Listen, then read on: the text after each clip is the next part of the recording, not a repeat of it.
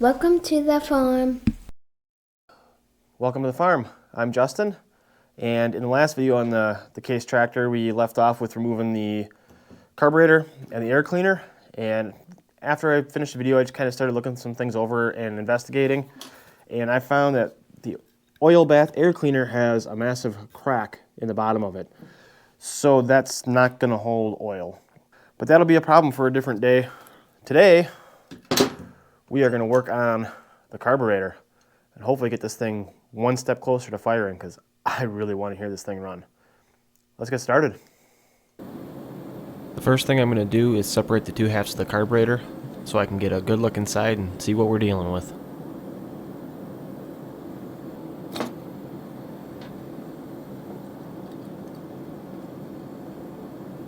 So really, on first inspection, it doesn't look as bad in here as I thought it was going to. It's actually fairly clean. There is just some grit and stuff in there, but we're still gonna take this whole thing apart. We'll clean it all up real good, get everything moving real nice, because choke's a little stiff. You know, I'm sure a lot of these needles and stuff are clogged. So yeah, let's finish stripping it down and get it cleaned up.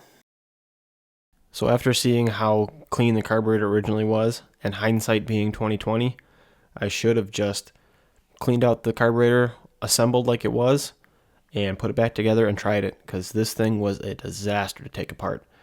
It looked like someone had already been in there at one point trying to take things apart, because all the little needle screw heads were stripped, and things didn't want to come apart. I got the throttle plate stuck inside the throttle. Even my 1/4-inch ratchet broke and came apart, and I had to put that back together just to get this thing apart. The whole disassembly process in this carburetor was just completely awful. That being said, I'm sure some of this was my own inexperience, because I've only worked on a couple carburetors, most of them on small engines, and never a full tear down and rebuild. So this is all new territory for me. But I persevered and got it taken apart.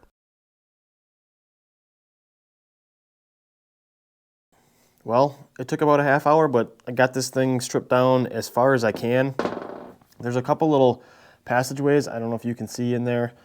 One here and one in here that I couldn't get out. They had a flathead slot for a flathead screwdriver, and someone had already tried to get those out and they are stripped. So I'm just gonna try to clean those out really, really well with some carb cleaner, and hopefully I can open those up if they're clogged.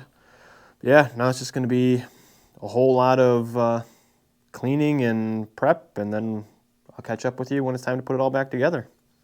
Okay, so I got everything as cleaned up as I'm gonna get it for now. So we're gonna work on getting this put back together, and hopefully I can remember how it all goes. So I was really hoping that the disassembly of the carburetor was gonna be the worst part of this whole process. Unfortunately, that wasn't the case. The reassembly went just as bad, if not worse. There was things that just didn't work out for me, like the new needle and seat didn't fit inside this carburetor, so I ended up having to try to reuse the old ones, and the gaskets that came in the carburetor kit were wrong. They didn't fit in between the two halves, so I had to reuse the old one of those. Getting the choke plate back in was a pain, because the air intake was so rusted. I ended up having to sand that down to try to get that plate to actually get inside there. It wouldn't fit. The hole was too small for how big the plate was. So it was just lots of stuff fought me.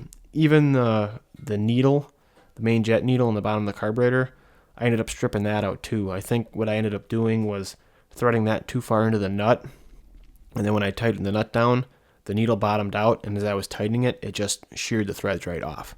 So that is now useless.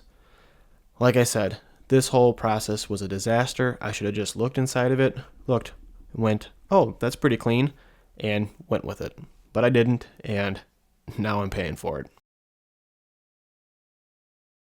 Well, I think it's safe to say that this was a disaster today. I was really dreading doing the carburetor work, and rightfully so. Like I said, I've only done a few carburetors, and I've never ever gotten set right. So I ran into some issues here. I don't think the kit I picked up was the right kit.